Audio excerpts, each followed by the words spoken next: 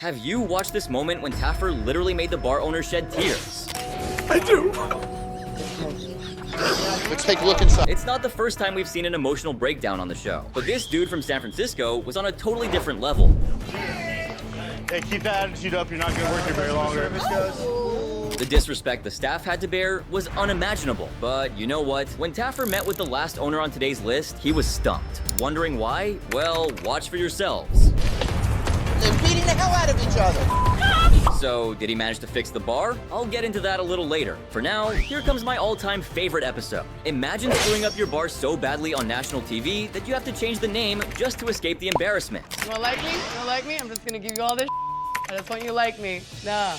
Oh, that. That's exactly what happened with Fort One Bar and Lounge in San Francisco, except their rebrand itself as the Rock Bar and Nightclub. But did they really think a name change would make people forget? Especially when things got worse before John Taffer even walked in? Now, let's talk about Jason Wanagatunga, the man who inherited this bar from his father in 2014. You'd think growing up in the nightclub business would teach him how to run one, right? Nope. Like, 4, 5, 6, 7 beers. Instead of managing the place, he turned it into his personal playground, handing out free liquor like it was candy.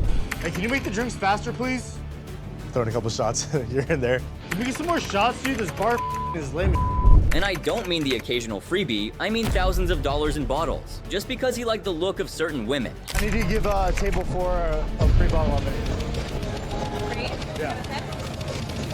We'll figure it out later. John Taffer and his expert, Mia Mastroianni, saw it all firsthand. Jason wasn't just reckless, he was completely out of control. Giving out $1,600 worth of bottles in one night? Check. I'll make you some shots. I'll go give you guys some shots. Just some shots. Letting his bartenders drink on the job? Check. And there's Desiree. She's another bartender. Cheers to me. Having mold, dead mice, and fruit flies all over the bar? Oh yeah, big check. My God, no. No, no, no, no. This is in all of your eyes. We can't make drinks with this. And if you think that's disgusting, just picture Taffer rubbing mold directly onto Jason to make a point. Wear some since you own it. There you go. There is your badge of honor. Beautiful. Then there's Scott, the manager who actually cared about the bar. He was on the verge of quitting, and honestly, who could blame him? Jason's giving away another bottle. I don't know what to do. I'm handcuffed. We're not gonna survive like this. The place was a health hazard. Jason acted like a spoiled kid, and even former employees were showing up to demand money he still owed them. He owes me money. How much do you think he owes you? Like $650. $650. Hang on, okay? Taffer wasn't having any of it. You haven't grown up yet, and your actions hurt people. I never really thought of it that way. So you're a complete moron. Is that what you're telling me? He made Jason clean the bar all night, demoted him to barback, and put Scott in charge. If Jason didn't shape up, the rescue was off the table. Honestly. Look at this place. This is your name. This is her future. If you don't come through for them, I will make you miserable. But here's the thing, when you've been coddled your whole life, doing actual work feels like a punishment. And watching Jason struggle to fill ice buckets like it was rocket science, priceless. Thank you. And then there was Ashley Clark. If you're a true Bar Rescue fan, you probably recognize her. This was her first episode, but definitely not her last. Unlike Jason, she actually knew what she was doing. Love it. How the booty shake? Now that we have no drinking, we're gonna be on our game. During the stress test, she had the upstairs bar running smoothly while the downstairs bartenders ignored entire sections of the bar. Shocking. 2 lemon whiskeys and a margarita. All right, we got spill. Got spill. Jason. So, this girl gets an A+. People at the bottom bar, not good. Thank you guys for your patience. Who's been here since we opened and hasn't gotten a drink yet? This whole half of the bar. By some miracle, Jason managed to redeem himself just enough to keep Scott from walking. Sorry for just being not present. I just need you to have that kick in the and see the positive attitudes that come out of us working together. That meant Taffer and his crew got to work, transforming the bar from a dingy, rat-infested disaster into something actually presentable. Nice. That's so cool. Love it. Oh, you can get up both ways.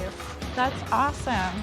New name, new look, same clueless owner. Did Jason actually change? Well, that's the real question. A name change might fool some people, but bad habits? Those don't just disappear overnight.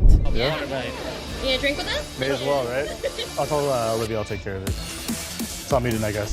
So, what happened after John Taffer and his crew packed up and left San Francisco? Well, at first, things actually looked decent. The Rock Bar and nightclub kept its new name, and 6 weeks after the rescue, sales were up by 10%. Not exactly record-breaking, but hey, at least it wasn't hemorrhaging money like before.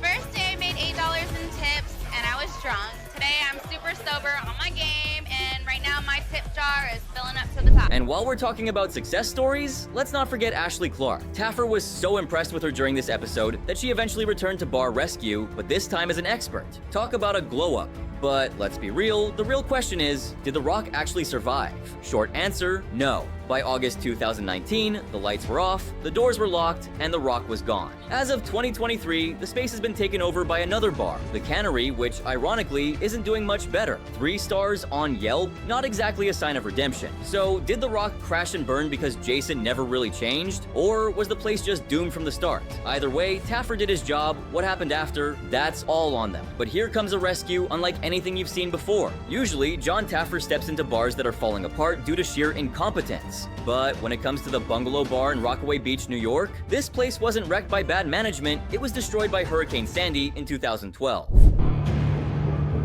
Looking right now at the Hudson River. State officials are predicting a storm surge of up to 11 feet. And when a natural disaster wipes out a thriving business, can even John Taffer save it? Bungalow Bar had been around for over 30 years, run by brothers Dee and Terrence Tuberty, who took over from their father. They brought in childhood friends Sean, Martin, and Ryan to help run the place. Don't go behind the ball. Look how heavy this is. We argue incessantly. I'm gonna go to the ball real slow. The littlest thing can set you off. Why is it that? Why the is the guy behind the ball? And at first, they were crushing it. Being right on the beach and pulling in over $100K per week, they were living every bar owner's dream until Hurricane Sandy turned that dream into a nightmare. Caused some pretty heavy flooding. Unfortunately, in October of 2012, Bungalow Bar was completely destroyed. The damage was brutal. The deck, gone. The walk-in fridge, wiped out. The beer system, destroyed. The kitchen, soaked in seawater with rusted-out appliances that were completely useless. Bungalow Bar in Rockaway, New York will become just another statistic. They needed to reopen before Memorial Day or risk losing everything. That's when John Taffer and his team stepped in. John brought in construction expert Sal Farrow to help rebuild. But this wasn't just about patching things up. John wanted to improve the bar. He pitched new ideas to the owners, like signature cups to boost sales, but they weren't immediately sold on them. Eventually, though, they trusted John's vision. Doom and gloom. I'll take ownership of it. Me and Dee picked it. Just, I'm curious, do you guys do things collectively? Dee is the most stubborn. But before anything else, the first night was dedicated to deep cleaning, and let's just say that place needed it. Wow. So this is what a kitchen looks like after a hurricane. Since the bar wasn't functional yet, John moved the stress test to a Manhattan location, and that's where the cracks in the team started to show. It should be garnished with an orange. Orange? They need another. Ryan, the guy in charge of drinks, way too slow. Customers were waiting 20 minutes for one drink. And let's be real, if you can't keep up in a test run, how will you survive a packed beach bar in summer? Let's go, come on, come on. Ryan is like a turtle. And watching him, I could fall asleep, wake back up, brush my teeth, and a cocktail still wouldn't be on the bar. The test was not a success. But to be fair, most of the staff had been out of work since the storm. They were rusty, and it showed. John introduced a new menu featuring upgraded fish tacos and 3 fresh cocktails. Using Don Julio tequila, then you're gonna have some sort of citrus to brighten it up. And then you need sugar to balance it out. Shouldn't be too strong, shouldn't be too sweet, shouldn't be too sour. And there you go. But Mother Nature wasn't making things easy. Heavy rainstorms delayed construction, putting them in a race against time. Right now we're framing this. We're gonna be done with the roof, hopefully within an hour and a half. The weather right now, it's got to be watertight so we can side tomorrow. And then, they pulled it off. The bar was completely transformed and rebranded as the Bungalow Bar and Restaurant to highlight their food. Okay. Right there, a nice little remoulade. It's light. The fish is crispy. It's lighter. Yeah. The nautical theme remained, but now they had brand new kitchen equipment, a modern POS system, their very own signature glowing cups, like the famous ones from Spirits on Bourbon. But there's more to it than that. So whenever you're out of a drink, all you have to do is press the button, the light blinks, and no one has to even come and ask because they know you're ready for another drink. The relaunch was packed, the drinks were flowing, and customers loved the upgrades. Everything calmed down eventually. That's what I like Check the color. So, did Bungalow Bar survive? After bar rescue? Oh, they more than survived. A month later, sales had jumped 20%, even higher than before Hurricane Sandy. And that success? It never stopped. So much so that John revisited them in season 4's Back to the Bar episode. Even his wife, Nicole Taffer, checked in to see if they could still make a Rockaway Resilience cocktail. And, of course, they nailed it. Years later, Bungalow Bar is still thriving. And then there was a break. Sure, they closed for a bit, but hey, they bounced right back. Reviews praise everything from the stunning beachfront views to the great food and beer selection. In a bar rescue world full of train wrecks, this one was different. John didn't just save a bar from itself, he helped rebuild a community landmark after a disaster. And that's a real rescue. But how about we watch Taffer getting his hands dirty with filth? When John Taffer walked into Fairways Golf and Grill in Murfreesboro, Tennessee, he wasn't just dealing with bad management or sloppy service, he was dealing with one of the most unsanitary bars he had ever seen. What owner makes their employees work in these conditions? They don't care. Black mold in the kitchen, a horrible beer system, and a chef who clearly had no concept of cross-contamination. But could Taffer clean up this mess? Or was this bar already beyond saving? Fairways Golf and Grill was owned by Richard Jordan, a former finance guy who left his accounting job to chase his dream of owning a bar. And to his credit, he tried to make it work. D59. But these attempts completely missed the mark as bills piled up. He even dropped $40,000 on a golf simulator to attract customers. Wow. We're better than the other sports bars because we offer the golf simulator. But no amount of golf gimmicks could cover up the real issue. Richard had no idea how to run a bar. By the time John arrived, the bar was drowning in $150,000 of debt, and Richard had already gone back to accounting just to keep the business afloat. Working one job to pay for my dream to stay open. John sent in his expert spies, Chef Brian Duffy and mixologist Phil Wills, to order everything on the menu. And the kitchen? Well, let's just say that's when things got nasty. Whose lack of cleanliness and less than enticing food. Chef Kevin was touching raw meat and then immediately handling ready-to-eat food. No gloves, no hand washing, nothing. Raw pork, mind you. What raw food is he touching now? There's no sanitation. There's no hand washing, there's no gloves being used. The kitchen had grease buildup everywhere, leaky pipes, and black mold growing on the walls. And then, the absolute worst, a disgusting black bowl that had been used to cover raw chicken. If you're eating while reading this, you might want to stop. The pea drop. Oh. Meanwhile, Phil was dealing with another nightmare, the beer. It had a weird metallic taste, and whatever was in it sent him sprinting to the bathroom to throw up. Oh my God, he threw up. At this point, John had seen enough. Storming into the bar, John declared that this place should shut the hell down. And you know what? He actually shut it down on the spot to test for toxic black mold. Get the out of here. Get the out of here. This is unbelievable. Dude. Check, Steve, let's leave. Beyond the horrific sanitation issues, Fairways Golf and Grill had a huge problem with staff incompetence. The bartenders were painfully slow, and during the stress test, things completely fell apart. Finally, Richard made the only good decision of the episode. He gave Michelle, one of the only competent employees, full authority as manager. Her first move?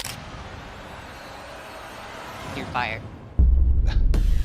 With the kitchen disaster dealt with, John went all in on the bar's makeover. Fairways Golf and Grill was completely rebranded as Brew U, shifting away from the failed golf theme. The new bar featured a state-of-the-art tap system, laptop charging stations for customers, new plumbing to fix the years of neglect, and a fresh modern look to match the rebrand. At the 6-week check-in, things seemed to be looking up. Brew U was actually making a profit. But was it enough to actually save the bar? Unfortunately, no amount of profit could fix the massive hole of debt Richard had dug himself into. Brew U closed in December 2014, lasting just a little over a year after the rescue aired. According to a cryptic Facebook post, the lease expired and the owner blamed the horrible location for the closure. But let's be honest, a disgusting kitchen, bad beer, and clueless management didn't help. In the end, not even John Taffer could save this train wreck. And honestly, maybe it never should have been saved in the first place. Alright, but here's a question for you. What happens when a bar owner would rather gamble with customers than actually run his business? Well, you get George and Dragon, a failing English pub where the drinks are a mess, the kitchen is a health hazard, and the guy in charge? Let's just say he's more focused on his poker face than his profit margins. Guys, before you come in, have a shot of me. Take a seat wherever the you want. And John Taffer, he's about to lose his mind. It's old, it's dated, it's uncared for. can't feel warmth in a room like that. It's really not working. David Wimberly, the owner, is a self-proclaimed pub expert, except his expertise involves downing pints with customers and blaming his staff when things go wrong. And they go wrong a lot.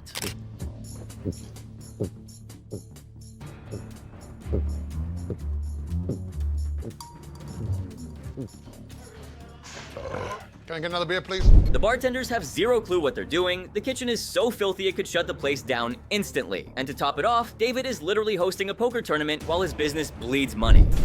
It's officially double points tonight. Double points. So there's David. His brother Tony is supposed to be the manager, but let's be real, he's just there to watch the ship sink. I'm asking you for help, John Tapper. We need some help, please. Tony. John sends in some locals to test the place, and it's worse than expected. Oh my gosh. One bartender serves a cocktail so strong it could strip paint off the walls, another hands out gin and tonic in a pint glass, and when the food comes out, it's practically an oil-soaked brick. Meanwhile, David is in the corner, throwing back beers, completely unfazed. And his poker buddies, they're all drinking water. Genius business strategy. Fill your bar with people who aren't even paying for drinks. Then comes the moment. John storms in, and the second he confronts David, the excuses start flying. The kitchen? Oh, my staff told me it was clean. The service? I'm just passionate about poker. The debt? Well, you see, John isn't buying any of it. For $690,000 in debt and didn't look, I would be an idiot. He drags David into the kitchen and forces him to look at the grease-caked fryer, the months-old grime, the disaster that is his business. Is there any food on there? You have a flame This and is you a have grease. fire hazard. And for the first time, David actually shuts up. He's a complete failure as a bar owner. But this is gonna be spotless by the morning. All right, tomorrow. I want to see a clean kitchen, and David's displaying a new attitude. Otherwise, I'm not going to rescue his bar. But the real chaos hits during the stress test. John tracks every mistake with colored chips, and the staff can't keep up. No, I would have remade it. Don't make excuses. I'm gonna remake it. Please, make it right. Drinks took forever, food sat out too long, and one bartender who already wasn't great just walked out mid-service. Cat.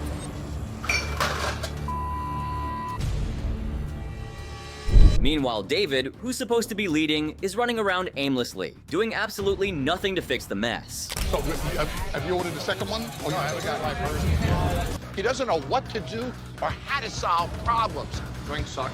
That's the best fish and chip I ever had.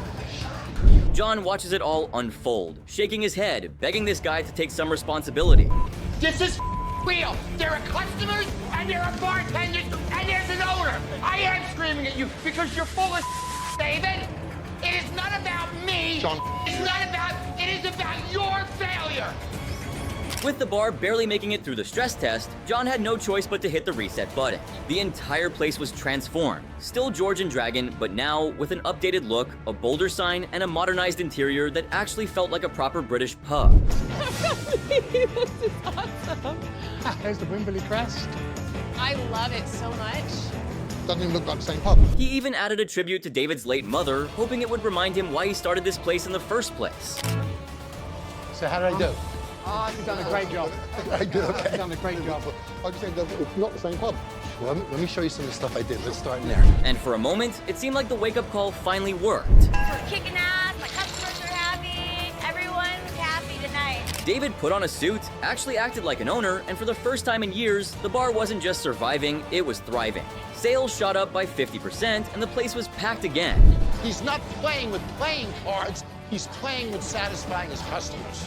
But did he really change? Well, the reviews were mostly positive, but service issues and long wait times started creeping back in. But have you ever heard of a tiki bar named after a highway? Or maybe a son who was secretly funneling business money into personal expenses? No? Okay, how about this? Heard of a father and his business partner who barely seem interested in running the place. Yeah, John Taffer had his work cut out for him when he walked into Dale 1891 in Tampa, Florida. This bar was already deep in debt, losing $5,000 a month. But the real disaster wasn't just the finances, it was the family drama. You could put a donkey in here, put a little suit and tie on him, and he'll run a better business. Wow. 7 days a week I work this bar. Somebody else in here to operate it. Scott, the owner's son, had poured $80,000 of his own money into the place, but with no experience in bookkeeping, he was running the numbers straight into the ground. Meanwhile, his father Howard and business partner Gonan were more invested in their cinema business than in actually running the bar. Because both buildings will default. The movie theater has had to pick up the rent for the bar here for over a year. Tensions were sky high, and John barely had to step through the door before he found them arguing in front of customers. Professionalism nowhere to be found. You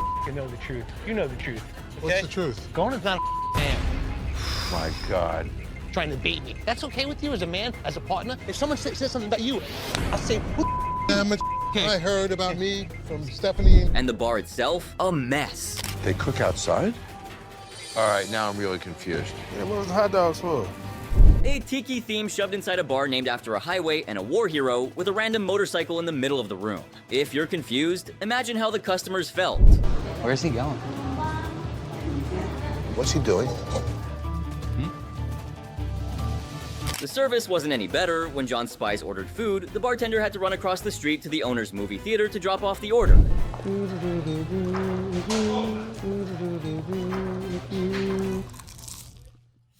Whoa. They had a kitchen, but apparently it wasn't being used. Maybe they're trying to save money by not paying a chef. So by the time they get the food from the kitchen here to the bar there, it's not going to maintain quality. Unbelievable. When John confronted Scott about the financials, things really got ugly. Turns out, Scott had been using the business account for personal expenses without Howard and Gunnan's knowledge. Fraud? Pretty much. But when they asked him to hand over financial control, Scott flat out refused. John was at his limit. If they couldn't figure out who was actually running this place, he wasn't going to waste his time fixing it. This place makes no sense. So we've got a serious problem here. The bar's losing money. We spent the whole night. That's where the stress test came in. If Scott wanted to prove himself, he had to step up. And to everyone's surprise, he actually did. There you go. That's the way to fight through it. Come on, make it, baby. Make it, baby. We got one. We got one. Despite a disastrous start, broken glass in the ice bin, a massive health hazard, chaotic service, and customers literally chanting for their drinks, Scott got behind the bar, took charge, and kept pushing. Let's get it moving. There's a bucket. Bring that up. For the first time, John saw a glimpse of leadership in him. There we go, man. Let's go ahead and take charge like that. He's actually working. He's running around, making drinks, serving food, cleaning glasses, making an effort. However, behind the scenes, things weren't as smooth as they appear. While the financials had been handed over to Howard and Gonan, management issues still lingered. The same lack of structure and accountability that plagued Dale 1891 didn't just disappear overnight. Over time, customer complaints started rolling in, particularly about service. By mid-2019, just over 3 years after the episode aired, Cayman Cove shut down for good. In a post on Facebook, they announced that after 9 years in business, they had decided to close the bar to focus on their growing families. They admitted that the long hours had taken a toll, and they were ready to move on. Shortly after Cayman Cove shut down, a new bar named Green Parrot Tiki Bar and Grill moved into the same location. While the new owners embraced a similar tropical theme, they haven't exactly thrived either. I guess the location itself hasn't shaken off its history of struggles. But imagine how hopeless a place must be for him to just walk away from it. Because I know when I leave, what's going to happen? Oh, Face Bar was a real shithole. And who's to blame? You see, Karen and Matthew Overmeyer sank their retirement funds into this bar back in 2011, only to run it straight into $250,000 of debt. And honestly, they had no clue what they were doing. Seeing lots of tits. Let's get. Matt and Karen have no idea how to run a bar. No morals, no ethics. By the time Bar Rescue showed up, this place was less of a business and more of a chaotic free-for-all.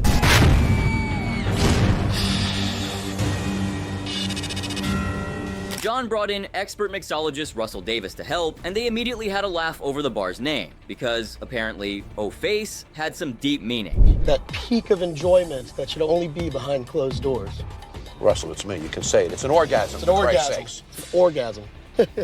Yeah, sure, whatever helps them sleep at night. But the name wasn't the problem. The bar was. Are you serious? Are you serious? The first impressions, atrocious. John straight up called it the ugliest bar he'd ever seen. But this is the worst trailer I've ever seen. The inside was even worse. To get the real experience, John sent in some locals undercover, and oh boy, they were in for a ride. They were definitely not good. Kind of like a pre-made kind of thing. If that wasn't bad enough, one of the bartenders, Dave, was so clueless about flaming drinks that he almost turned the place into a bonfire. And I was like, oh! But But the real mess started when a customer dared to ask how much alcohol was in their drink. Instead of a simple answer, Matthew brushed them off, and Amanda, a bartender with a serious attitude problem, went off for no reason. I'm not gonna tell you what's in it. It's our signature shot. I'm not taking it until I know what's in it. Then don't take it. I'm not telling you. Then came the real fireworks. Amanda and another bartender, Sarissa, got into a full-blown fight right in front of customers. I'm doing that then. So Amanda, the manager, and Sarissa, the shot girl, are arguing. Oh, they're going, oh, we gotta fight. Let's stop this. John had to physically step in and break it up. That's when he gave Matthew an ultimatum. One of them had to go. And what did Matthew do? Nothing. He just dumped the decision on his wife, Karen. And Karen? She chose to fire Sarissa and keep Amanda, despite Amanda being the obvious problem. Brilliant leadership. Sarissa should be the one that goes. I don't want you to go. I wasn't outside. I didn't see what happened. Sheena? You were done here. I'm gonna need to go. Hurry up. John wasn't done though. The next day, he came back to see if they followed through. Nope. Amanda was still there, business as usual. John had enough. And you expect me to help you guys after that's the choice you make? Would you have any part of this if you were me? No. For the first time in bar rescue history, he walked away, abandoning the rescue entirely. That's how bad this place was. It's in the ass. That's low, man. I'm done. You guys get the out of my bar. And guess what? After the episode aired, the owners doubled down on their stupidity. Their security guard, Sick, was fired just for supporting John. The rest of the staff went right back to drinking on the job like nothing ever happened. But if you want to check out the latest updates on some of the most happening bar rescue episodes, make sure to drop a like, subscribe, and turn on my post notifications. And hey, you better watch the next video right here. It's insane. Who's putting all this in the bin? How many portions are you putting in there? How much is in the bin? Some bars got saved, but did they actually survive? Well, what happened at this next bar turned out to be a total shocker. This college dive bar was so disgusting that even John Taffer and his daughter Sam were completely shocked. My first impression when I walked in, I've never seen something as filthy and disgusting. And the smell in this bar was gross. The episode, There's No Crying in the Bar Business, aired in season 2, and it exposed filth on a level no one expected. But just how bad was it? Buckle up, this is nasty. That's cross-contamination. She's touching raw chicken and then cooked food without washing her hands in the middle. It's all cross-contaminated.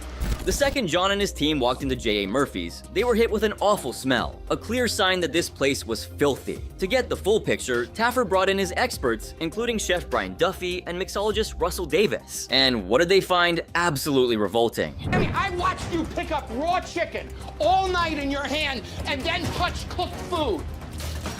Do you know how bad that is?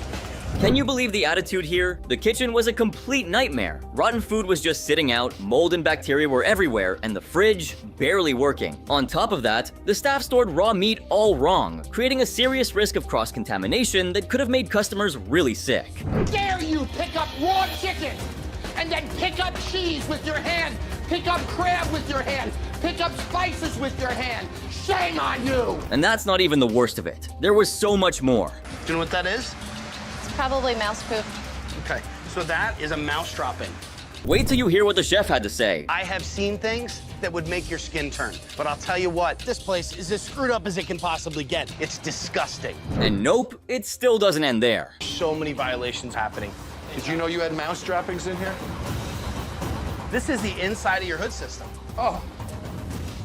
What you're about to see, it'll blow your mind. Onto the food. Can you serve food in this kitchen? No. Is that acceptable to you? Just wait until you see what they found when they opened the fridge. That's probably never been cleaned, honestly. I mean, what in the world is this? There's a dead rat. Expired ingredients were everywhere, and the worst part? The employees either had no clue or just didn't care. But that wasn't even the biggest problem. Behind the bar, just as disgusting. Sticky countertops, fruit flies buzzing around, and bartenders who didn't even follow basic hygiene rules. It was clear this was not a safe place to eat or drink. Does that look clean to you? How about that? When was the last time that was cleaned? Get a good scrub, okay? One of the nastiest discoveries? The beer taps were full of black mold, meaning every draft poured was packed with harmful bacteria. And just when you thought it couldn't get any worse, what they found next left even the experts completely speechless. You see the stickiness all around there? Fruit flies can go in there, they can lay eggs, and next thing you know, somebody's drinking that. Some bars on Bar Rescue struggle because of bad management, but at J.A. Murphy's, the owner was the biggest problem. Chris, the guy running the place, had completely lost control of his business.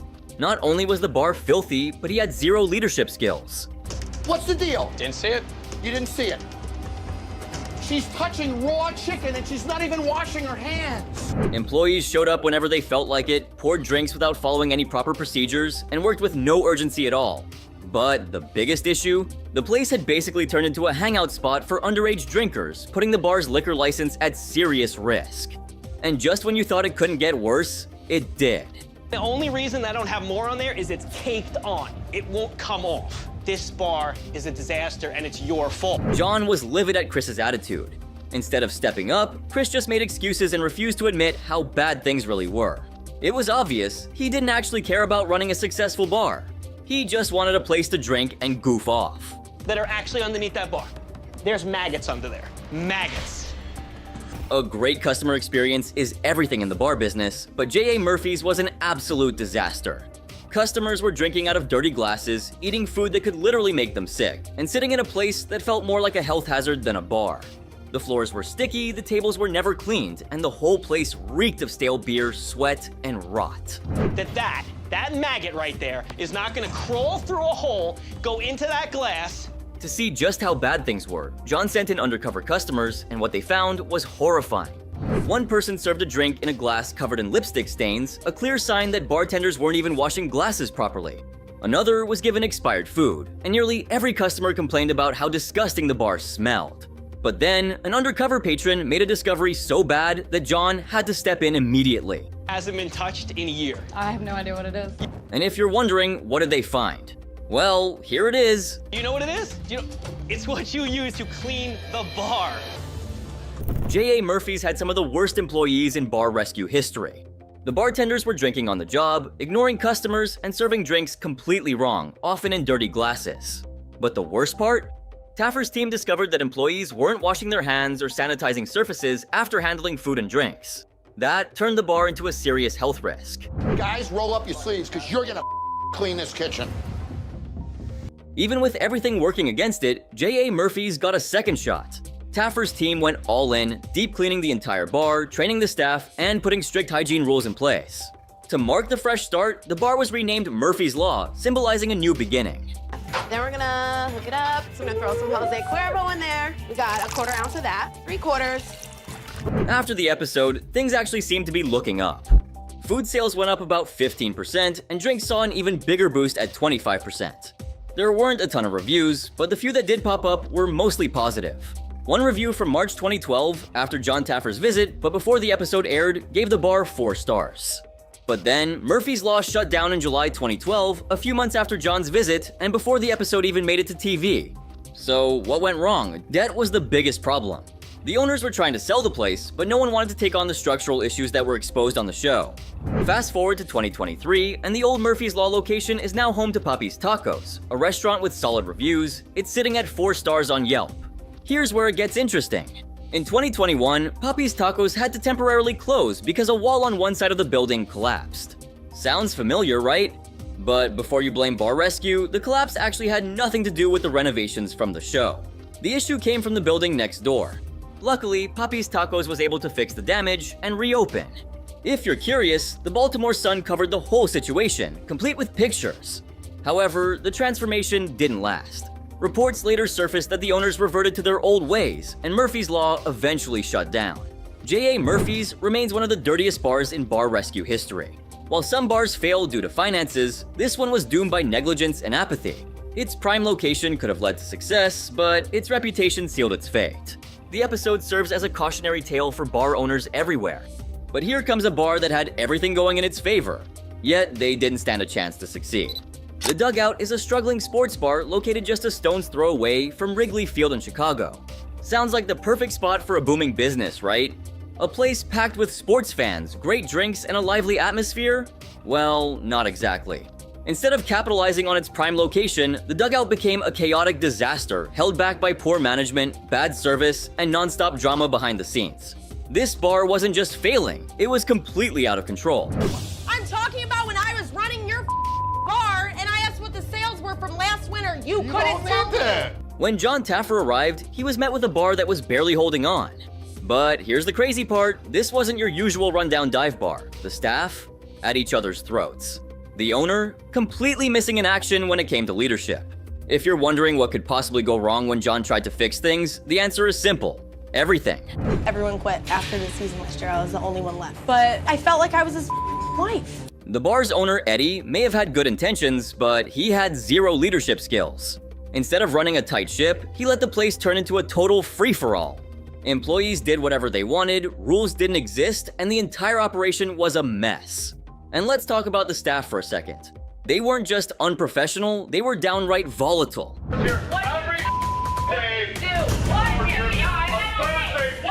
One name that fans of this episode will never forget, Frankie. She had a short temper and absolutely refused to take responsibility for anything. But here's the twist. Was she really the biggest problem, or was she just the loudest? If you asked Frankie, she'd tell you that all the issues at the dugout were because of her coworker, Lauren. That's not real! That's not a thing! With a team this dysfunctional, you can only imagine how John reacted when he walked into the dugout.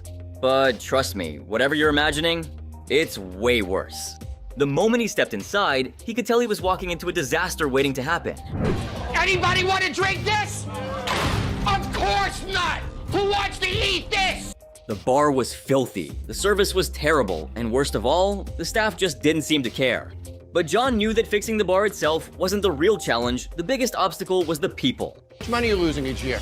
Each off season, probably 30 to 40,000. John's patience ran out almost immediately. He confronted Eddie for letting the bar fall apart, but instead of stepping up, Eddie made excuses. And it wasn't even Eddie who lashed back at John first, it was Frankie. The argument between them escalated fast, and the tension in the room was thick enough to cut with a knife. It was clear that things could explode at any second. Look at this place! The dugout quickly earned a reputation as one of the most dramatic episodes in bar rescue history, and it's easy to see why. The fights didn't stop. During a staff meeting, John tried to get everyone focused on saving the bar, but instead, all he got was shouting and finger pointing. No one wanted to take responsibility for the mess they were in. Anything that gets a reaction out of you, I'm all for. You, my friend, come off like an ass. While the non-stop fighting was a huge issue, Eddie's lack of leadership was what really put the bar in danger. John didn't sugarcoat anything. He told Eddie straight up, if you don't take charge of your bar, no one will. But the way Eddie reacted left John and the audience wondering if he actually had what it took to turn things around. Anything that gets a reaction out of you, I'm all for. You, my friend, come off like an ass. Would Eddie finally step up, or was the dugout doomed no matter what John did? For a brief moment, it looked like things might turn around. The team seemed to be pulling together, ready to make a change. But just when it looked like they were getting back on track, a staff member dropped a bombshell revealing Eddie's role in the bar's downfall. This confession flipped everything upside down. Suddenly, John had a whole new set of problems to deal with. Could he still pull off a rescue, or was this the final straw? To make the rules just because you own a building. The issue is you, Ed. The excuses don't work. The bull doesn't work. I will never respect you if you don't change. After days of dealing with chaos, John and his team managed to completely transform the dugout. They gave it a modern, sleek sports bar design, revamped the menu, and brought in top-of-the-line equipment. It finally looked like a place that could actually succeed. During the big reveal, Eddie and the staff seemed truly moved. It felt like they were getting a fresh start. The early days of the press, they had tables and phones, and they called the press desk. I wanted to bring the feeling of an old, historic press box. But here's where things take a turn. What happened after John left? The episode ended on a high note, but behind the scenes, rumors started flying that the dugout had fallen right back into its old habits. Staff members went back to their toxic ways, and Eddie struggled to keep up the leadership role John had forced him into. So, did the rescue actually work, or was it all for nothing? What underwear do you have? I don't need to know. You don't care about people. I can't take this. You done? Totally bull. John had pulled in customers for a grand reopening, but that never even happened. Instead, things completely blew up between him and Eddie. The two of them got into a massive fight, screaming and cursing at each other until John finally walked out. Yeah, this episode had it all: drama, chaos, and some of the most unforgettable moments in bar rescue history. Now, let's shift gears and check in on the press box and see what happened after all of that madness. This update is kind of all over the place, so bear with me, it's a roller coaster. First off, remember the infamous pussy shot that John banned during the rescue? Well, it's back on the menu. That alone tells you everything you need to know about how things turned out. As of my last check, the dugout is still open, but not as the press box. Instead, Eddie decided to return to the bar's original name, the Dugout. Look out their social media for more updates. Here's what happened. After the episode, Eddie moved the press box concept upstairs and reopened the downstairs bar as the Dugout. So, technically the bar survived, but not exactly in the way John had planned. The Dugout wasn't just a failing bar, it was a war zone. Between fiery arguments, shocking betrayals, and emotional breakdowns, it remains one of the most explosive episodes of Bar Rescue to this day. And while John tried to turn things around, the question remains: did Eddie and his team learn anything from the experience? Or was it just another lost cause? Either way, one thing is for sure, this episode gave us some of the wildest moments in Bar Rescue history, and fans won't be forgetting it anytime soon. Taffer gave them a second chance, but hold on, there's more to our list. Meanwhile, here comes another bar which not only crashed, but burned. Plush was a nightclub in Glenside, Pennsylvania, just north of Philly. At first, it was the place to be, trendy, packed, and making serious money. But then, everything fell apart. You're not the only one that works hard. I got support you. That's what I do. The owner, Bruno Smoj, actually knew the hospitality business, unlike a lot of Bar Rescue bar owner. He went all in, even taking out a lien on his grandmother's house to fund the place. His ex-wife, Sherry, helped manage it, and together, they made Plush a hit. But in 2013, Bruno and Sherry got divorced, and when she left, so did the customers. Sherry was the personality of Plush. And once she left, customers left too. Since the divorce, Bruno feels like and he's lacking the motivation he needs because he's just getting beaten down. By the time John Taffer rolled into town, Plush was barely hanging on. The bar was a mess. Bruno was drowning in debt, still owing Sherry money from their divorce, and to make ends meet, he was working in the kitchen himself because he couldn't afford more staff. Has to go. They all drink too much. It's a joke. So John did what he does best. He threw the place into total chaos. He invited 200 people to flood the bar at once, making it feel like a packed theater just let out. The result? Absolute disaster. Drinks took forever, bartenders were straight up rude, and customers were even dancing on the stripper poles. And where was Bruno? Hiding. John wasn't having it. And then, things got ugly. Difference is I won't stand back here and drink. Whoa, I'm hammered. Can't do my job. Somebody better close for me. John stormed in, with Sherry by his side, and called Bruno out. Tensions exploded. The next day, John set some new ground rules, starting with one big one: no more drinking behind the bar. Time to get serious.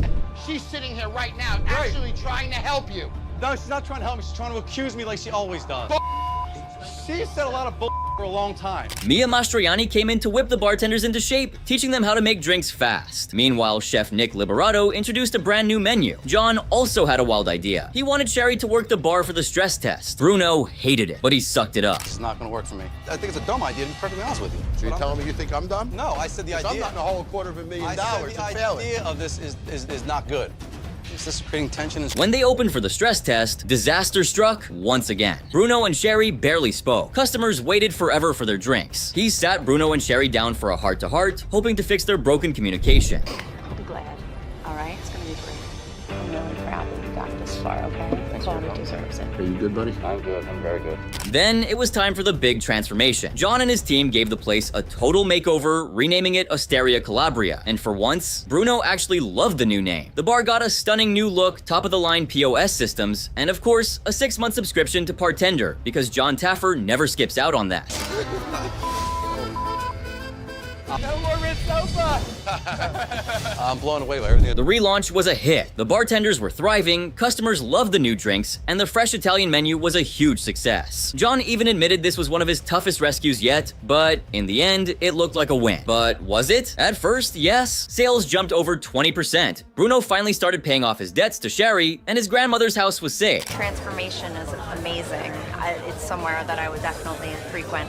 The gnocchi is just to die for. But then, Bruno made a bold move. He ditched the Osteria Calabria name. Let's be real, it's a mouthful. Instead, he rebranded as the OC Bar and Bistro. Not a terrible decision, but then things took a turn. Less than a year after the episode aired, in May 2015, the bar shut down. Not because of bad business, the building was sold. Bruno planned to reopen elsewhere, but it never happened. Plush was officially gone for good. And today, the old Plush location is now a Japanese restaurant called Nagomi, which, unlike Plush, actually has solid Yelp reviews. close. But Bruno wasn't done yet. In 2016, he teamed up with 2 other people to open Tavern on Pine near the Philmont SEPTA station. Things seemed promising, but guess what? That place shut down too. So in the end, was this a bar rescue success story? Not even close. And here's the kicker: John Taffer's track record in Philly? A big fat 0. Every single Philly area bar he's tried to save, closed. Not one survived. Tough break, huh? But here comes a bar tucked away in Staten Island, New York, that had all the makings of a great neighborhood spot, but didn't get anywhere close. I'm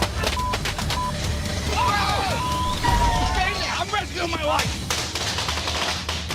Owned by twin brothers Steve and Eric Winchell, they bought Rhythm and Brews back in 2003 for just $50,000. And at first, business was booming. Island, and people went insane. I would say on average we were making over $80,000 a month. We were living pretty good. Average night, I was going home with 250 to 300, maybe 350. It was insane. The brothers. Wanting to keep things in the family, they brought in their younger brother Stu to manage the bar. But that's when things started going south fast. A biker gang rolled in, practically took over, and gave the bar a reputation no one wanted. The once thriving spot was now a hangout for trouble. Come in behind the bar, they go in the kitchen, they do whatever the hell they want. Mind. They come inside the bar area. So, who better to call than John Taffer? John comes in with a dream team: bartending expert Kate Gerwin and chef Josh Capon. For Recon, they send in Josh's wife, Lori, to get a customer's perspective. She tries to order wine, no luck. So, she goes for a margarita instead. Bad move. It's awful. Look, there it is.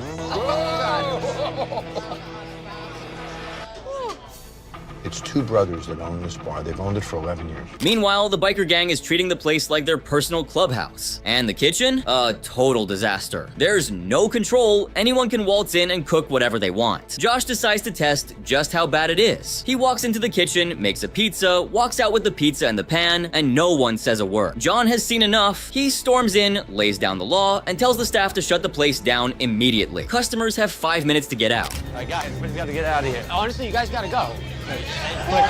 You got a lot of people that know me. Then, John sits the owners down with his experts. The food, covered in freezer burn. The service, non-existent. The leadership, completely missing. Kate steps up to teach the staff how to properly taste and serve wine, while John makes it very clear this bar needs to step up now, or it won't be around much longer. I can't rescue this bar if you guys don't change. No matter what I do for you, you're gonna fail. Because they're gonna walk on you. And you're gonna bend over again. During the stress test, the biker gang tries to reclaim their turf, but they're kicked out. That's when Stu, the manager, drops a bombshell. He thinks John is overreacting. Seriously? That's when John brings in the brother's father to knock some sense into them. And finally, they get it. They realize if they don't change, they're done. The fact of the matter is you guys failed because you don't have the confidence to run this place, so you don't even try. Right? I don't want to walk out of here. Then no. I won't attach myself to your failure.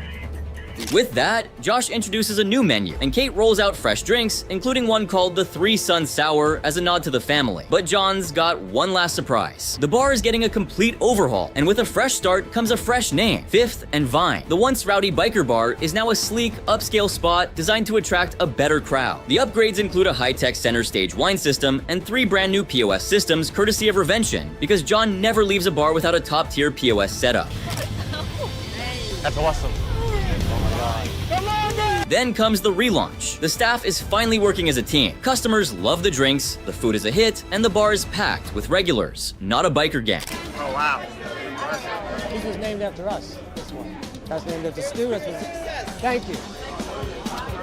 And the best part? Just 6 weeks later, sales are up 50%. It looks like John pulled off another successful rescue. But would the brothers keep it up? That's the real question. However, while business seemed to be booming, the behind-the-scenes reality was a whole different story. Hygiene and management, not exactly up to par. Things really took a turn in April 2016 when the health department stepped in with an upgraded inspection. And let's just say, it wasn't pretty. Fifth and Vine racked up 61 violations. Yes, 61, including evidence of mice. And not the cute kind. Filth flies buzzing around. No proper hand washing facility near food prep areas. The place is not vermin proof. Yikes. A local news outlet even covered the whole ordeal. Now, they did manage to reopen after that nasty health inspection shut down, but unfortunately, the comeback didn't last long. By November 20th, 16, just 2 years after the bar rescue episode aired, Fifth and Vine shut down for good. And considering the timeline, that failed health inspection might have been the final nail in the coffin. After Fifth and Vine closed, a new bar called the GOAT, as in greatest of all time, took over the spot. spot. Sounds promising, right? Well, not so much. By early 2022, that bar had also closed, and the location sat empty for a while. Eventually, it hit the market for $225,000, and a new bar, Cypress Hall, moved in. As for how Fifth and Vine was doing before the closure, it held a 3.5-star rating on Yelp with 26 reviews. Not the worst, but definitely not stellar either. And some of the reviews, pretty awkward. So yeah, Fifth and Vine was not a bar rescue success story. It hung on for a couple of years, post-Taffer, which isn't horrible. But this isn't the only bar that didn't have a happy ending. Laguna Lounge sat right in Jersey City, New Jersey, and it was owned by DJ Ivan Arroyo. His dream? To bring his DJ skills and Puerto Rican culture to the nightlife scene. But running a bar is a whole different ballgame, and that's where things started going downhill.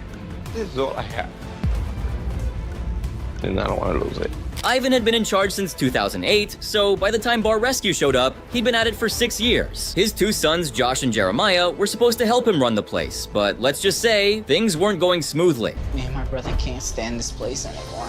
The he does here is what an 18-year-old high school kid does.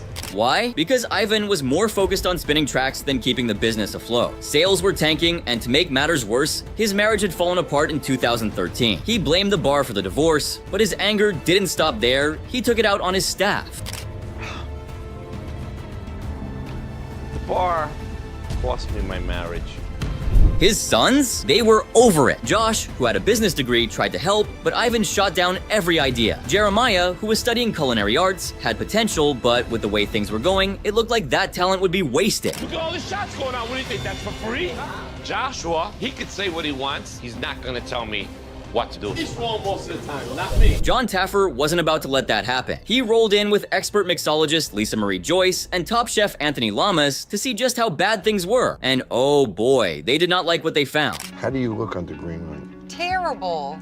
How does your food look under green light? Horrible. That's the one color you shouldn't have, and he has it all over his bar. For Recon, John sent in 4 locals to check the place out. The setup wasn't terrible: a small kitchen, a dance floor, a bar, and a pool table. But the second they ordered drinks, red flags started flying. No pina coladas? Really? And instead of using a soda gun, the bartenders were cracking open warm soda cans. Gross. Melinda, what is that? Melinda, what are you doing? Melinda, what are you doing? How embarrassing. She's overpouring. How does he know? Then there was the kitchen. Ivan's mom was running the show, but it wasn't pretty. She was reheating food she had already made at home, dropping it into oil that wasn't even hot. If you think that sounds like a health code nightmare, you'd be right. Sitting in that plastic tub. Yeah. So she has them individually wrapped and stacked. You know they're not staying at below 40 degrees. No, and after about 30 minutes, anybody gets these empanadas, it's not going to be the alcohol that upset them the next morning. Meanwhile, Ivan was busy handing out free shots like candy, all while treating his staff like garbage. John had seen enough. He stormed into the bar, called out Ivan on his behavior, and made him apologize to his bartender. Then, in classic bar rescue fashion, he shut the place down early for a heart-to-heart with the staff. Mindante of failure. You want me to save your ass? I go to work tonight. Shut this bar down, get everybody out of here. I want to have a staff meeting. Get him out. The next day, it was time for some real talk. Ivan finally admitted he had anger issues, and John didn't hold back. He told Ivan, point blank, that his bar was a disaster, and so was he, both as a DJ and as a bar owner. Tough love? Absolutely. But it was the wake-up call Ivan needed. Nobody knows. You gotta put your ego aside. There's a resentment here. I think you got to sit down with your sons and humble up. You fix this, and then maybe I'll fix your bar. John also saw potential, just not in Ivan. His sons, on the other hand, they had a real shot at making this bar work. Jeremiah had culinary skills, and Josh knew business. If they could step up, maybe Bar Rescue wouldn't be for nothing. Just step up as a manager. What school are you going to now? Culinary. Culinary. I want you to work in the kitchen. Ivan is underutilized. Lisa Marie got to work training the bartenders. First order of business? Actually learning how to make a proper pina colada. But there was no room for sloppiness. If anyone overpoured or underpoured, she dumped the drinks straight in the sink. Talk about high stakes. If you're underpouring tonight, that's gonna get dumped because you guys have one well. If you guys are getting clustered, everybody has to go to their sides, regroup yourselves, and then you can come back into the bar. All right, let's get the bar ready. Meanwhile, Anthony was in the kitchen teaching the crew how to make empanadas. Things were starting to look up. We're going to grab them together. See how I'm just pinching them together? Yes. We're just going to drop them right in. Look at this. So let's talk about the plating. Sofrito is like the mother salsa. Then came the stress test. The staff had to prove they could handle a full house, but right away, things fell apart. Drinks took forever even though 5 people were behind the bar. And Ivan, he just stood there, completely useless. The bar is the most disorganized I have ever seen.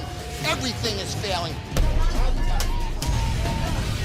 John was not impressed. He shut the test down early. The problem wasn't just the bartenders, it was the whole system. They needed structure, teamwork, and leadership, none of which they had. But John wasn't giving up yet. He gave the staff another round of training. Lisa Marie introduced new cocktails, while Anthony taught Jeremiah how to make shrimp ceviche. At the same time, John and his team got to work overhauling the bar. Blanched, then chopped, and been sitting in this little olive oil mixture. We have our little radish and cherry tomato, cucumber, pico de gallo. And what we're gonna do is we're gonna add our shrimp down, right? Biggest change? The name. Laguna Lounge was out. Welcome to Tres Cuartos. It wasn't just a new name though. The place got a whole new look, new workstations, and upgraded POS machine.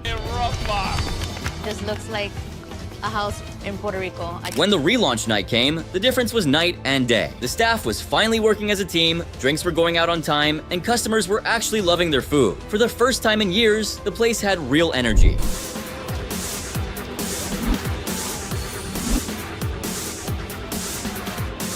As the night wrapped up, John gave Ivan one last piece of advice. If he could step up and lead, the bar had a real shot at success. But the real question was, would he? About 6 weeks after John Taffer's visit, things were looking up for Tres Cuartos, food sales had doubled, and drink sales jumped by 20%. Not too bad, right? It seemed like the rescue had put them in a much better spot financially. And as for Ivan, well, he actually had a pretty positive experience on the show. In an interview with NJ.com, he didn't hold back when talking about John Taffer. He's a genius. He's a pain in the ass, but he knows what he's talking about. In a way, we needed that. It was a wake-up call. But here's the twist. Despite all that praise, Ivan wasn't a big fan of the new name that John gave the bar. So after the episode aired, he decided to change it again, this time going with Laguna Shots Bar, a name much closer to the original Laguna Lounge. And then, in August 2017, about 3 years after Taffer's intervention, the bar shut down for good. But not because business was terrible. Turns out, Ivan had a different dream. He wanted to go all in on his music career, and running a bar just wasn't part of that plan anymore. So where is he now? Well, Ivan's still very much in the music scene. He regularly promotes DJ events on his Facebook page and still performs under the name DJ Comandante. Oh, and he's also listed as the CEO of Viva La Musica Entertainment, which I guess is his own business. In the end, Tres Cuartos may not have lasted, but Ivan, he's still spinning the beats and chasing his passion. As of 2025, the old Tres Cuartos Jersey City location is occupied by a catering business called Casa Cubana Catering. The business offers both catering and takeout food, and reviews seem okay with a 4-star rating on its Yelp page. But here comes another bar that didn't stand any chance of redemption. Not in the least. Lickety Split is a bar in Philadelphia, Pennsylvania. Now, here's a fun fact. Pennsylvania was the second state to join the Union, and trust me, that little detail will matter later. In law enforcement, I handled everything from robbery, homicide. I got tired of it, and I thought this would be an easier life. Cheers. I cashed in. The bar is owned by former detective Tom Gaylord. Back when it opened in 2003, Lickety Split was a hotspot in Philly. But over the years, things started going downhill, big time. Tom, struggling with trauma from his days on the force, turned to drinking. And let's just say it wasn't helping the business. Always gets him in trouble. Well, they might after you're bigger, but your mind's bigger. No. With this. Even the bar's own bartender Coco says Tom's drinking has become a major issue, and that's exactly why John Taffer and his crew are stepping in for this bar rescue mission. Tom is very disrespectful at times.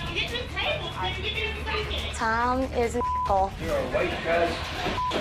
To help turn things around, John brings in chef Frank Pinello and bartending expert Phil Wills. But right away, there's a problem. The bar's exterior is not inviting. If people are walking by, they're definitely not stopping in. So, what's the first move? John sends in Frank and a local named Dorothy as undercover spy. Meanwhile, John sits down with Tom's daughter Laura in the SUV to get the inside scoop. Cover narcotics, all of that. He bought his bar 11 years ago. Yep. And now he's in debt about $110,000? Exactly. And how much longer do you think he can keep it open? And what she reveals? It's not looking good. Tom is drowning in debt, and they barely have enough cash to keep the doors open for a few more months. He's drinking constantly, stressed out with money. I mean, I have a baby on the way. I want him to be around for his first grandchild. You can't help your dad anymore. Then comes the real shocker. There's a drink on the menu called the Pink Vagina. Yeah, John is not having that. He promises it'll be the first thing to go. Is that a joke? Nope. It's embarrassing. That was my dad's idea. Does he think that's funny? Thinks it's hilarious. Pink Vagina's the first one to go, buddy. Dorothy and Frank order a pizza to see how the food holds up. But when will it arrive? It's way too big, super greasy, and just a mess. Something's got an off smell. Really good pizza usually has nice air pockets and bubbles in it. This is like dense and flat looking, like it's got a funky taste to it.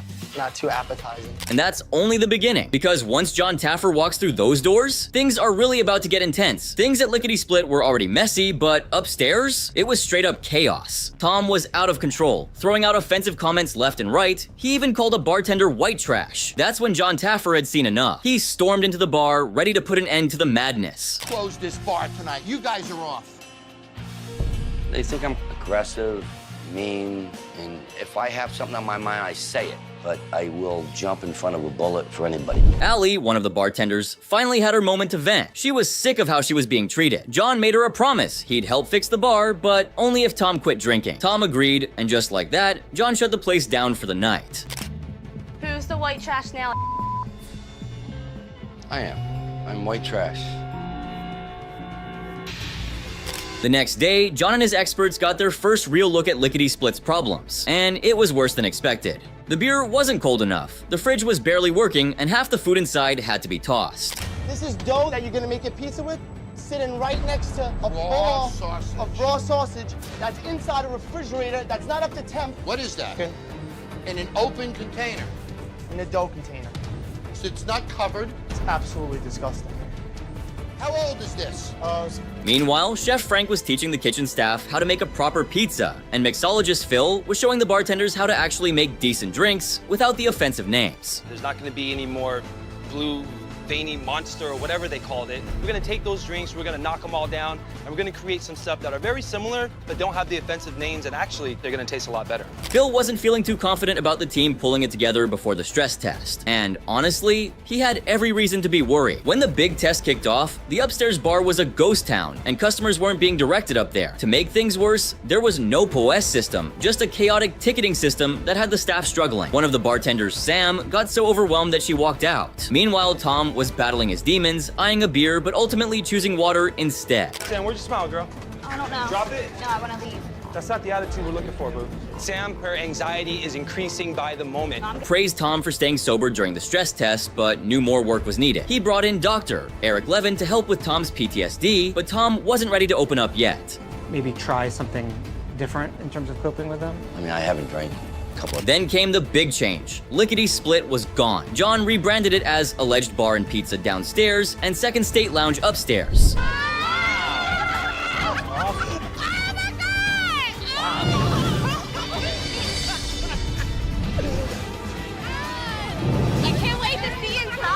On relaunch night, the energy was high. Customers loved the changes, the food improved, and Tom stayed sober. As John left, he and Tom hugged. A happy ending? Not quite. It didn't take long for Tom to start pushing back on the changes. He later admitted that he felt coached on how to act for the show, making it seem way more dramatic than it really was. He also hated a lot of John's changes. In fact, the whole alleged bar and pizza concept, gone. He scrapped it almost immediately, but he did keep the Second State Lounge name for the full bar, so at least part of John's vision remained. Slowly but surely, Tom started reverting things back to how they used to be. The ESPN blaring TV made a return, the alleged branding disappeared, and live music and comedy shows were back in full swing. It was like Lickety Split had never really left. And sales? Let's just say it didn't look great. Reviews weren't kind, and Second State Lounge struggled to keep a decent reputation. It only had a 3-star rating on Yelp, and eventually the inevitable happened. It shut down for good. The space was taken over by Milk Boy, another bar with okay reviews, but as for Second State Lounge, it was just another bar rescue case that couldn't stand the test of time. But in this next bar, Taffer heads to extremes in Orange, California. The place is owned by Terry Bryant, a former landscaper who bought the Bikini Sports Bar back in 2003. At first, things were great. He was pulling in around $12,000 a month during peak times. But instead of running the business, Terry got caught up in partying with his friends. That's for my friends. Terry will just drink and drink and drink to where it encourages drinking. He gave away thousands of dollars worth of booze and completely neglected the bar's upkeep, leaving the place with a nasty smell. That it developed a notorious smell that drove customers away. Smells like piss in there, dude. As word got out about the bar's awful odor, customers stopped coming in. On top of that, the staff were fighting over who got to serve the few remaining patrons, desperate to make tips. Talking about this group, I'm like, I literally feel like we're on one team, and I feel like the other girls are on another team. With business tanking, Terry is now losing $3,000 a month and drowning in $88,000 of debt. John Taffer shows up with his experts, Joseph, a bar manager, and Aaron, a seasoned bar chef. Even though the bar sits on a busy street, it has zero curb curb appeal. For the Recon, John brings in Renee and Brad, owners of Angel's Sports Bar from a previous episode. The second they walk in, they're hit with the awful smell. There's no drink menu, so they each order a Sex on the Beach from different bartenders. They also decide to try the calamari. Do you have a drink menu? We do not, no. Sex on the Beach is really good. Despite the bikini theme, the staff's outfits are all over the place. There's no uniformity at all. Some of them are half naked, some are wearing torn shorts, some are in bathing suit tops. When their drinks arrive, it's clear there's no consistency. Each Sex on the Beach looks completely different. Look at that. So 2 different bartenders made 2 Sex on the Beaches. Then comes the calamari, and it's a mess. Overcooked and barely edible. Renee and Brad talk to Gary, who spills the truth. Terry's giving away so much free booze that it's tanking the bar's profits. Things explode when Terry starts mocking John on camera. Furious, John storms in, gagging at the awful smell, and calls Terry out for being drunk and failing as an owner. The argument gets so intense that John walks out, leaving everyone unsure if he'll return. The next morning, he's back, calling a staff meeting to set things straight. The staff are fed up, customers expect free drinks, costing them their tips. All the drinks are going to be given out for free, and then people are going to wait for him to order drinks so they don't have to pay. Terry pushes back when John tells him to stay sober, but deep down, he knows he needs help. Meanwhile, Gary, who's supposed to be helping manage the place, has no real authority. He can't even make decisions like buying a sports package, making things even more chaotic. John and his team take a closer look at the kitchen, and it's disgusting. It hasn't been cleaned in months, with grease and grime built up everywhere. The filth shows just how badly the place has been run. It's just filthy. Not a week, not a month, for a long ass time. Joseph checks out the beer taps and is horrified to see how dirty they are. He explains that the foamy beer is due to improper temperature control, which is costing them hundreds of dollars in wasted product. Then John lifts the beer trays and things get even worse. Underneath, there's more filth and a dangerous hole in the floor. Look at that guy. In the kitchen, Aaron takes charge and samples the calamari, but it's so bad, he immediately spits it out. Calamari only comes one way, fried. Tell me what you think, honestly. That's what I think. Joseph introduces a metronome to improve beer pour consistency. Meanwhile, John notices tension between veteran and rookie bartenders. The vets feel the newbies aren't taking training seriously. To fix this, he sets up a bar test and introduces bar vision to track pours. Despite the changes, customers still complain about a lingering bad smell, and the bartenders remain disengaged. Teamwork continues to fall apart, and when the bar runs out of glassware, Terry does nothing. Things hit a low when a customer finds a rat dropping in his beer, forcing John to shut the place down. What is that? That's poop. The next day, John and Terry reflect on everything that's gone wrong. Terry, clearly frustrated, threatens to walk away if John keeps pushing him. He says he wants to turn the bar into a sports spot that attracts men without making women feel unwelcome. I want to dress you guys a little better and create a sports bar that has what I call approachable sexuality, meaning Later, John sits down with Terry, who admits he had distanced himself from the bar to focus on his family. With Terry finally engaged, the staff gets trained on the new food and drink menu, all in an effort to level up service and rebuild the bar's reputation.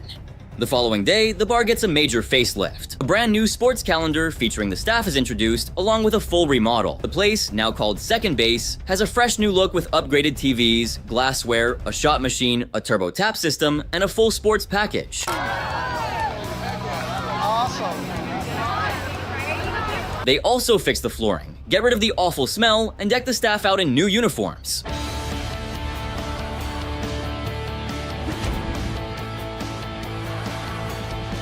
On relaunch night, the bar is packed. Service starts off a little slow, but customers are happy with their drinks and food. Terry steps up, pouring pints and helping in the kitchen, showing real leadership. The bartenders handle the rush well, and bar vision only catches a few minor overpours. That is awesome. When John showed me the bar vision numbers, it was the greatest thing to see. They are worlds apart of what they started out as. Gary jumps in to help in the kitchen, and the whole team finally works together smoothly. The relaunch is a success, and John leaves feeling good about the outcome. Coming out. Yes, indeed.